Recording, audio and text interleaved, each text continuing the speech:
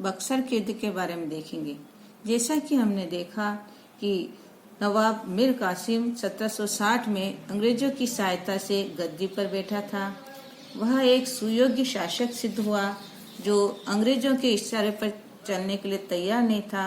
उसने महसूस कर लिया था कि यदि मैं पूर्ण रूप से अंग्रेजों के ऊपर निर्भर रहूंगा तो कभी भी मेरी भी वही स्थिति हो सकती है जो पूर्व नवाब मीर जाफर की हुई थी।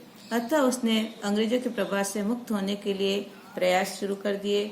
उसने शासन में सुधार किया, अपनी सैनिक स्थिति को सुधारा, सैनिकों के असंतोष को दूर करने के लिए उनको बकाया वेतन प्रदान किया, राजस्व विभाग में सुधारा, आर्थिक स्थिति को सुधारने के लिए जो भ्रष्टाचारी अधिकारी कर्मचारी थे उनको पद से हटाया और उनके ऊपर विभिन्न दोषारोपण करके जिन्होंने राजकीय धन का गबन किया था उस धन को वसूला और अंग्रेजी प्रभाव से मुक्त रहने के लिए उसने मुर्शिदाबाद की जगह मुंगेर राजधानी स्थानांतरित कर दी और वहाँ जो है पाश्चात्य तरीके से अपनी सेना को प्रशिक्षित करने के लिए जो है विदेशी अधिकारियों को नियुक्त किया और तोपें और बंदूकें तथा बारूद बनाने का कारखाना भी लगाया। इस प्रकार उसने अपनी स्थिति को सुदृढ़ किया। कालांतर में अंग्रेजों के द्वारा मुगल सम्राट से प्राप्त जो बंगाल, बिहार, उड़ीसा में उन्हें करमुक्त व्यापार करने का ईस्ट इंडिया कंपनी को जो फ्री पास जो दस्तक का जो अधिकार था उसका वे दुरुपयोग कर रहे थे, जिसके कारण न केवल बंगाल के राजकोष को परंतु हिंदू व्यापारियों को भी नुकसान हो रहा था। इसलिए नवाब मीर कासिम ने पहले अंग्रेज अधिकारियों को बुलाकर वेंसीटाट को उसने कुछ सुलह करने का प्रयास किया, लेकिन कंपनी जो है अपने विशेषाधिकार को त्यागने के लिए तत्पर नहीं रही थी। इसलिए कहा जाता है कि जैसा कि नवाब और वेंसीटाट के बीच बातचीत से तय किया गया कि कंपनी जो है 9% व्यापारिक कर दे, जबकि भारतीय व्यापारियों से 25 और 30% लिया जाता था।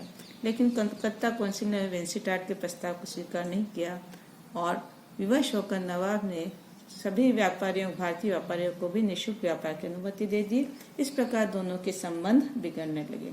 कालांतर में पटना स्थित अंग्रेज फैक्ट्री का प्रेसिडेंट एलिस जो था उसने पटना पर अधिकार जमाने का प्रयास किया 1763 में। वहां पर उसने लूटमार कर दी। इसलिए मीर कासिम ने भी अपनी सेना भेजकर फिर से पटना पर अधिकार किया। कुछ झड़पें मीर कासिम और कंपनी के बीच में हुई, जिसमें मीर कासिम की सेना परास्त हुई और क्रोधित होकर उसने पटना पहुंचकर वहां बंदी 148 के अंग्रेज कैदियों को कत्ल करवा दिया, जिसमें महिलाएं और बच्चे भी थे।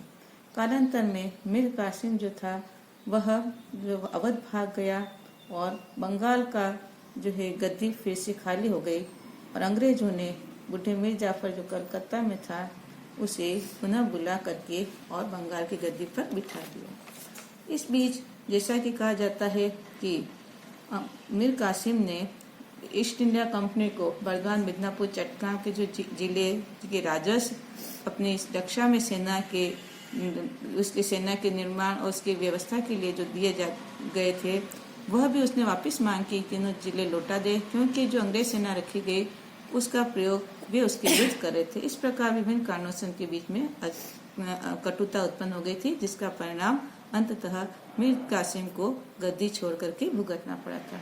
कहा जाता है कि पराजित मीर कासिम जो है वह अवध के नवाब और मुगल सम्राट का वजीर शुजा उद्दौला था उसके पास सहायता लेने के लिए पहुंचा। पहले शुजा उद्दौला ने अंग्रेजों से भी संपर्क किया और वह भी जो है इन परिस्थितियों में बंगाल पर प्रभाव जमाना चाहता था, लेकिन जब उसमें सफल नहीं हुआ और उस समय मीर कासिम के पास बहुत से हीरे जवाहरात भी थे, तो वह उस कारण से उसने क्या किया, मीर कासिम के जो सहायता मांगने का जो प्रस्ताव था उसमें सहमत हो गया। उस समय मुगल सम्राट शाह आलम भी इलाहाबाद में ठहरा हुआ था। वह भी वजीर के दबाव से इस गुट में शामिल हो गया और गुप्त रूप से अंग्रेजों से भी उसने बातचीत की कि मैं केवल मात्र वजीर के दबाव से इस गुट में शामिल हूँ। अंग्रेजों ने